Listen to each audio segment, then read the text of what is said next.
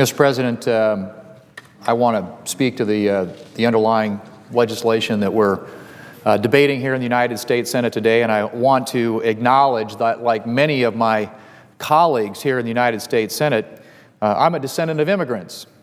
Only one generation separates me from a grandfather who was born in Norway, but came to America with his brother in hopes of making a better life.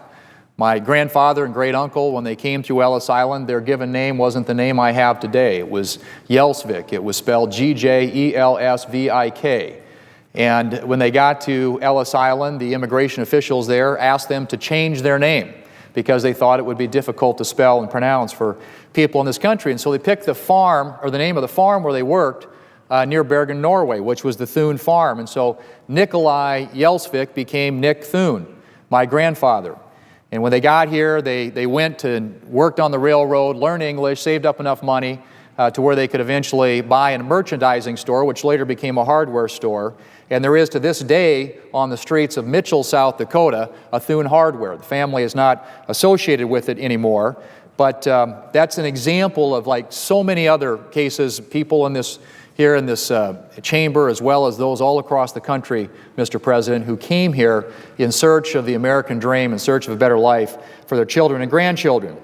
My grandfather raised 3 sons in the middle of the Great Depression. The middle son, my father, Harold, became an accomplished basketball player, went on to star at the University of Minnesota, and when World War II broke out, he defended his country in combat, became a naval aviator, and flew off the aircraft carrier Intrepid during World War II.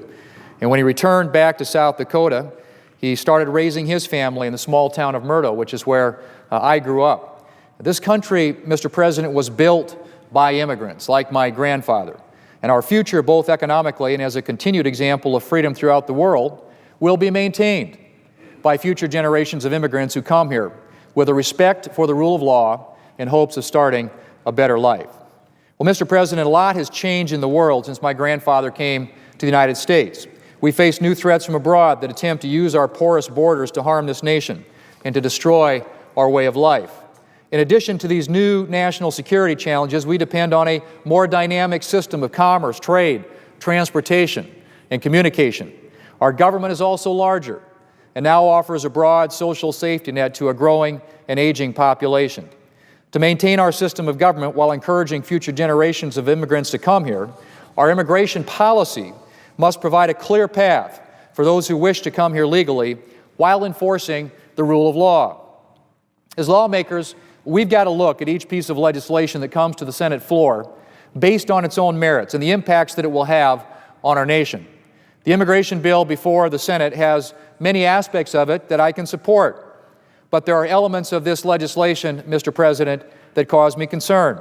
And I appreciate the effort of those who have worked in drafting this bill to find a way to address the 12 million undocumented workers who are currently living in this country.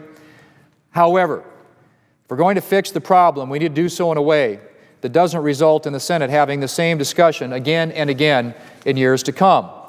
The solution to the problem of illegal immigration is not Congress passing new laws every few years that provides for legalization without securing our borders. That sends the wrong message to natural-born citizens and those waiting outside of our country to enter legally. What legalization before enforcement communicates is that if you want to come to America, don't play by the rules. It takes too long. Instead, find a way to sneak in and wait for the next round of amnesty. Well, before we can get to the point of talking about what a path to legalization might look like, as a country, we first need to be at the place where we can, 1, confirm that our borders are secure, 2, know when people have overstayed their visas, and 3, have a system in place where employment is limited to those who played by the rules. Mr. President, once you have these tools in place, then we can look at a path to legalization. The bill before us today is legalization first and enforcement second. That's a promise that the American people have heard before. Mr. President, last week I spoke several times on an amendment that I had offered to this legislation on a border fence, which at the time was voted down by a majority in the Senate. Now, I would prefer if we lived in a world where a border fence was not necessary. But unfortunately, we don't. Now, when I introduced that amendment, I was surprised to learn from some of my colleagues on both sides of the aisle that in their view, it was a waste of money and unnecessary. In fact, one of my colleagues even called it a dumb fence. Yet the substitute amendment agreed to this week now calls for 700 miles of fencing along the southern border. With this new compromise, instead of the fence being a bad idea, now all of a sudden, and I guess it's not unlike some of the evolutions that occur around here, it's become a good idea. Well, I appreciate that my colleagues now realize that additional fencing is a key component of border security. I'd like to make clear that this 700 miles of fencing is not a trigger that is a precursor to legalization. The amendment agreed to in the Senate is still legalization first and the promise of border security down the road. What the amendment that I offered called for was 350 miles of fence to be completed prior to RPI status being granted. That would have meant another border security first, then legalization. Additionally, I had proposed a double-layered fence to prohibit pedestrian traffic, which is different than the single-layer fence in the current legislation. It would be insincere to claim we want to discourage illegal immigration and yet have a border that anyone can walk across in some places without even knowing that a border has been crossed. No border fence will ever be 100% effective. We know that. But a physical barrier, along with increased use of technology, will stem the flow of pedestrian traffic. On the few sections of our border where a double-layered fence is already in place, this is verifiably the case. Mr. President, another provision that's being touted as part of the compromise amendment to this legislation is the inclusion of 20,000 additional Border Patrol agents to secure our southern border. Prior to this compromise, our colleague from Texas, Senator Cornyn, was criticized for proposing 10,000 new agents. I heard people get up here down on the floor and say, oh, we can't have that. How are we going to pay for it? You know, we don't have the money to pay for this in the bill. Now the increase of 20,000, double the number proposed by the senator from Texas, is being defended and even celebrated by my colleagues who were criticizing the increase only a week ago. Well, I'm still not sure how these additional Border Patrol agents will be paid for, nor am I sure how Customs and Border Patrol will be able to double in size in a short period of time. And in fact, I want to point out, Mr. President, that those who are proposing this, and again, when this thing was originally proposed, the underlying bill had about $8.3 billion in it for infrastructure and other things that were called for in the bill. But adding 20,000 now Border Patrol agents and all the other spending in the bill has driven the cost of this up from about $8.3 billion, which was going to be paid for in the form of fees, to now about $50 billion in costs.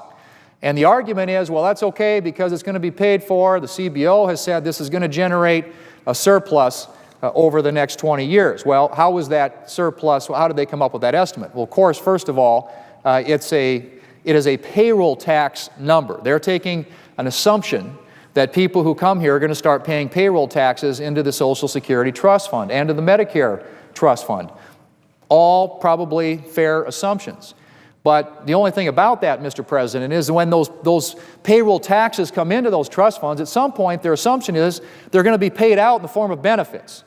And so they took payroll tax surpluses and counted those as the way in which they would pay for the spending in the bill. But if you actually look at what the CBO said, if you take out those Social Security and Medicare trust fund surpluses, the general fund, or I guess you would say excluding the FICA payroll tax surpluses amount on this, is a $70 billion deficit. Now, if you back out Medicare, it's only $14 billion on budget deficit, but it's still a deficit under the bill. So to suggest that this is all going to be paid for by savings that are going to occur because of additional payroll taxes misses the point that those are payroll taxes that go into those trust funds on the assumption that they're going to pay benefits at some point in the future. These are temporary savings. These are not savings that you can count. And in fact, when you do the on-budget analysis of this, you come up again with a deficit of $14 billion. And if you take out the Medicare surplus, payroll tax surplus, you end up with a $70 billion deficit. And so while I appreciate, again, the work of my colleagues, Mr. President, to improve the bill, the final product is still legalization first and promises of a border security down the road. The drafters of the legislation could point to many specifics that they hope to see in place. But these promises of additional fencing, E-Verify, electronic entry-exit, and more Border Patrol agents could be years away, if they happen at all. There are virtually no border security or interior enforcement border security measures in place prior to the initial legalization of 12 million undocumented workers. I would like to see a border security package that brings real border security prior to legalization. Unfortunately, this bill is not it. Mr. President, we're a nation of immigrants, but we are also a nation of laws. And it is important that these laws are respected and enforced in accordance with the Constitution and with respect to our immigrant heritage. We must have an immigration system that rewards those who play by the rules and come to the United States through legal means. And in considering changes to our laws, we need to promote and reward lawful behavior rather than providing incentives that would encourage even more illegal immigration. In 1986, Congress passed the Immigration Reform and Control Act, offering amnesty to roughly 3 million people. Today, the population of illegal immigrants in the United States is estimated to be around 12 million. Did the 1986 amnesty legislation solve the problem? No, it did not. Yet today, here we are again, proposing a very similar package which repeats the same mistakes made in the past. Mr. President, lawful immigration makes our communities, our economy, and our country stronger. Our current immigration system needs to be fixed in a manner that continues America's great heritage as a nation of immigrants. Unfortunately, as this bill currently stands, it will not solve the problem. And unless we see changes that emphasize border security and the rule of law before legalization, I won't be able to support this bill. And that's not because, Mr. President, I oppose immigration reform. It is because this is not a piece of legislation that will help our country in the long run. This legislation will provide instant legalization, leaving in place many of the same problems which led to this situation, while exacerbating still others. I filed an amendment that would take many of the triggers being touted as part of this latest substitute amendment and make them pre-legalization. If this amendment were to be accepted, the bill would become enforcement first and legalization later. Now, we may not get to the point in the Senate where that type of change is going to be considered, and it sounds like as we wind up this debate and sort of move toward the finish line in terms of final passage, that additional amendments are probably unlikely to be considered, which is unfortunate because we've got lots of colleagues, as was talked about earlier, who have lots of good ideas that would improve and strengthen this bill. We're not going to have the opportunity to have those amendments debated or voted on. But I'm hopeful that as this bill, when it moves out of the Senate sometime tomorrow, Mr. President, when it gets to the House of Representatives, it will be strengthened in ways that I could support. It is time that we keep our promises to the American people by securing our borders as we seek to reform our immigration system. And I hope, Mr. President, that before this is all said and done and this process reaches the final finish line, which would be the President's desk, that it has the right types of enforcement in here that puts border security first and that addresses what I think are the broken promises that have been made to the American people too many times in the past and assures them once and for all that we are serious about the issue of enforcement, about the issue of border security, and that the past promises and the assurances that have been given in the past aren't all empty rhetoric and hollow talk, that they really mean something.